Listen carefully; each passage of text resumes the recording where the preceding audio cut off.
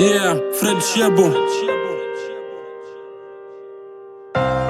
Eu queria ter poderes pra poder prever o futuro. Quem sabe assim, isso nem poderia acontecer. E hoje, tu estarias aqui, bem ao lado de mim.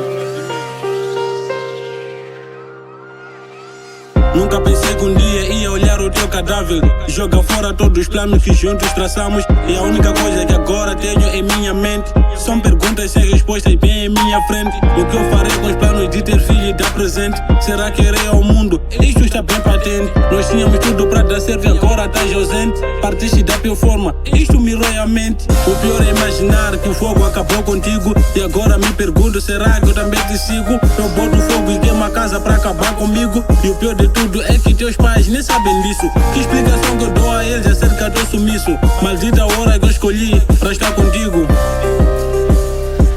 Yeah, maldita hora que eu escolhi para estar contigo. Me dói saber que tu já não estás aqui.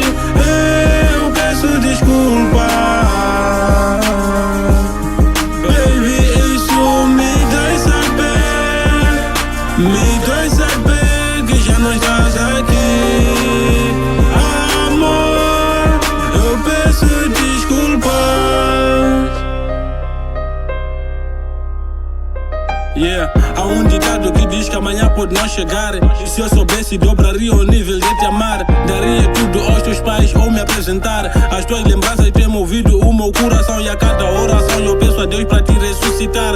Bondoso é aquele que sabe mostrar o amor. São nessas horas que eu sinto que eu estava a falhar. Aí se o tempo voltasse atrás eu veria mais os teus conselhos e nem deixava mentir para os teus pais. Eu tenho raiva de saber que não te verei mais. Eu sinto raiva e não sei se eu culpo a Satanás. O pior de tudo é que teus pais nem sabem disso. Maldita hora que eu escolhi para estar contigo.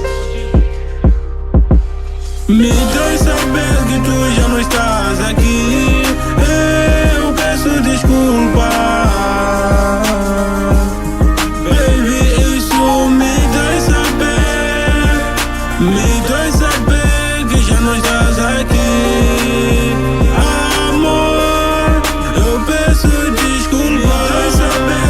Já não estás aqui, eu peço desculpa, baby, isso me dói saber. Me dói saber que já não estás aqui.